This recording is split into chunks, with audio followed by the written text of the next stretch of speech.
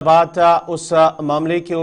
जो कल का सुर्खियों में रहा है, यानी कि वन नेशन वन इलेक्शन के हवाले से, जहां पर मरकजी काबीना ने उस तजवीज़ को मंजूरी दी है कि मुल्क के अंदर एक साथ असम्बली और लोकसभा इंतखाबात का अमल लाया जाए। इस सिलसिले में जहां कल इस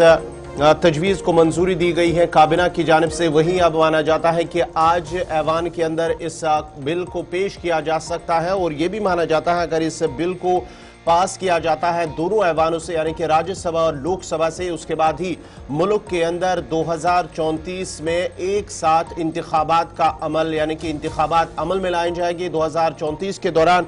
आपको बताते चले कि जो पार्लियामेंट जो कमेटी तश्कील दी गई थी साबिक सदर रामनाथ कोविंद की सदारत में, उस कमेटी की जानिब से जो उन्होंने अपने सिफारिशात रखे थे हुकूमत के सामने, काबीना के सामने, और उसके साथ साथ ही काबीना के सामने उन्होंने ये तजवीज़ रखी थी जिसमें उन्होंने जो मुख्तलिफ रियासतों के सरबराह उनके साथ, सियासी जमातों के साथ बातचीत की है और एक रिपोर्ट तैयार की है। रिपोर्ट के बाद ही जो तजवीज़ अब काबीना के सामने रखी थी, काबीना ने उस तजवीज़ को मंजूर कर लिया और अब माना जाता है कि बिल ऐवान के अंदर पेश की जाएगी। आज उस पर काफ़ी बहस होगी। एक तरफ से जहां जो हिज़्ब इक़्तिदार के मेंबरान हैं उनकी जानिब से इसका खैर मकदम किया गया है और माना गया है कि इससे जो अखराजात थे, जो उस पर खर्च होता था इंतखाबात पर, उससे बच जाएगा। और उसके साथ साथ ही दूसरी तरफ से अब माना जाता है कि शायद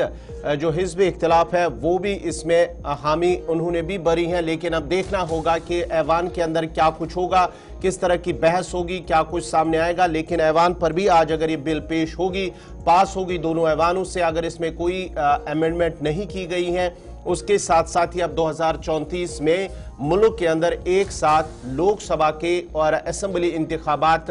अमल में लाए जाएंगे। और उसके साथ साथ ही अगर हम जम्मू कश्मीर की बात करेंगे तो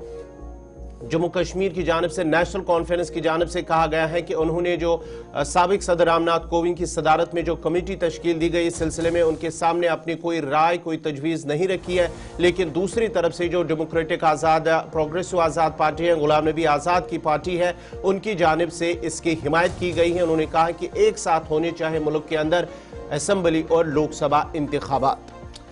गुलाम नबी आज़ाद DPAP के सरबराह भी हैं, साबिक वज़ीर आला हैं, साबिक मरकज़ी वज़ीर सेहत हैं, वो भी चूँकि इस कमेटी में थी जिसकी सरबराही रामनाथ कोविंद कर रहे थे।